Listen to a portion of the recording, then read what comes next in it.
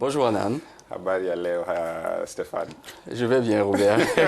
Je n'ai pas compris du tout, hein, mais je suppose que vous demandez comment je vais. Ça, c'est Swahili. Ça, c'est le Swahili.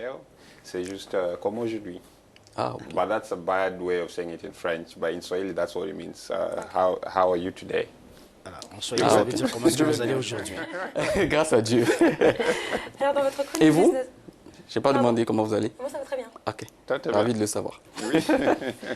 Alors, dans votre chronique aujourd'hui, vous nous parlez, après le lancement du passeport africain lors du dernier sommet de l'Union africaine en juillet dernier, on peut se poser la question de est-ce que cette innovation cache en réalité peut-être un problème d'intégration au niveau du continent, mais aussi au niveau de la zone CEMAC? La réponse est oui. L'Afrique centrale, qui est pourtant décrite comme l'une des régions les plus, si vous voulez, riches du continent africain, est paradoxalement l'une des zones les moins développées. Tout le monde le constate et on le décrit. C'est un véritable paradoxe. Et c'est aussi, il faut le relever, l'une des zones où l'intégration a véritablement du mal à décoller. Et pourtant, mine d'or, véritable scandale géologique, les dénominations manqueraient certainement pour, si vous voulez, désigner cette région, mieux cet espace géographique béni des cieux. Mais aurait-il pu seulement en être autrement? A-t-on envie de se demander, concernant ces deux regroupements économiques, la CEMAC et la CEAC, dont les appétits voraces des leaders, arc-boutés sur leurs énormes richesses, eh bien, ils rythment l'instabilité politique. Trêve de commentaires. Et si on refaisait la carte de la CEMAC, par exemple, c'est près de 3 millions de kilomètres carrés, 6 États membres créés en 1994. C'est aussi un gisement à nul autre pareil de ressources pétrolières et hydroélectriques ou encore de métaux précieux. Seulement, malgré ce potentiel, l'intégration régionale prônée par les politiques semble n'être qu'un vœu pieux. Tenez par exemple, le commerce intra-régional au sein de la CEMAC ne représente qu'à peine 3% du total des échanges contre 9,4% pour la CEDEAO et 12 à 13% pour la communauté d'Afrique de l'Est, l'EAC, et la communauté de développement d'Afrique australe, la SADC. S'il est vrai qu'un certain nombre d'avancées ont été enregistrées au plan opérationnel, concernant notamment l'instauration d'un passeport CEMAC ou encore la suppression de visas entre États membres, des pays comme la Guinée équatoriale continuent d'afficher malheureusement une réticence à ouvrir leurs frontières à certaines populations voisines. Une attitude qui s'inscrit en faux contre l'une des directives du plan d'action de Malabo adopté en 1996, établissant la libre circulation des biens, des services et des capitaux entre les États membres de la CEMAC. Protectionniste, ces politiques consacrent en réalité l'un des problèmes phares de l'organisation, à savoir la non-application des décisions communautaires. On peut ainsi en parler parmi les plus remarquables du texte instituant un mécanisme autonome de financement de la communauté, matérialisé par une exécution différenciée du reversement de la taxe communautaire d'intégration ou encore de la décision portant création d'Air CEMAC, la compagnie communautaire de transport aérien dont la mise en œuvre tardive du projet freine les relations commerciales intercommunautaires. Mais il faut aussi ajouter à cela le déficit de communication, à l'image de la page d'accueil du site internet de la CEMAC, non mise à jour, ainsi que le déficit d'infrastructures routières, portuaires, voire aéroportuaires.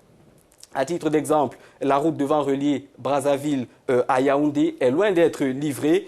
Certains entrepreneurs camerounais, par exemple, disent ainsi être confrontés à mobiliser des camions pour transporter leurs produits dans la sous-région, courant de ce fait des risques de rallongement des délais d'expédition, de vol en cours de trajet ou d'augmentation des coûts logistiques. Ces hommes d'affaires affirment aussi devoir affronter des barrières douanières de toutes sortes.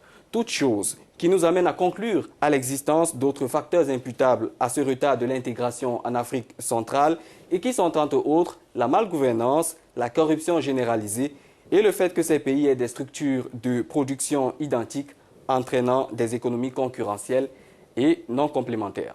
Alors, que faut-il donc faire pour inverser cette tendance à la morosité?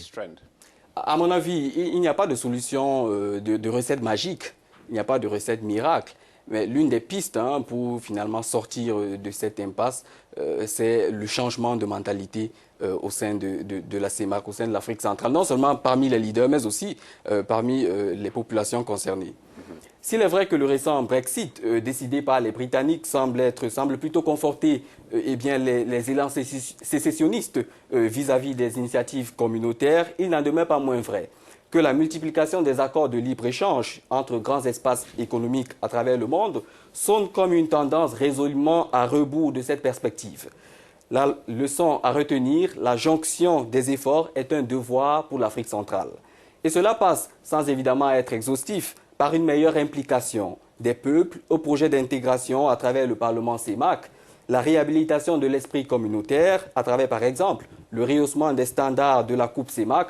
On pourrait ainsi imaginer un tournoi impliquant les équipes nationales fanion de ces pays, l'amélioration de la gouvernance par des réformes structurelles visant la promotion de l'investissement, un meilleur environnement des affaires qui est également important à noter, à signaler, la redynamisation de la politique agricole commune de la CEMAC pour atténuer les effets du phénomène pays-grenier, étiquette qu'on accorde très souvent au Cameroun, et enfin, l'harmonisation des politiques de sécurité nationale pour éviter qu'une campagne comme l'opération Bata Ya Bakolo en 2014 au Congo, officiellement destinée à éradiquer l'immigration clandestine, ne soit faussement interprétée par les pays frères et amis. Merci beaucoup Stéphane. Je vous en prie. That was a very detailed report on what really happens around this whole thing. Absolument. Thank you On very se much. retrouve La semaine mercredi prochain. prochaine, si vous permettez, nous reviendrons parce qu'il ne faut pas forcément toujours parler de l'Afrique de manière négative. Il y a des choses qui sont bien faites en Afrique. Nous reviendrons sur l'exemple du Rwanda, qui est un pays absolument incroyable, qui, au sortir des années du génocide en 1994, s'est incroyablement, miraculeusement remis. Est aujourd'hui considéré comme l'un des pays les mieux gouvernés dans le monde. Nous reviendrons donc sur cet exemple rwandais qui n'a pas eu besoin d'intégration pour être là où il est actuellement. Merci beaucoup. Merci Stéphane. Alors, soyez au rendez-vous la semaine prochaine.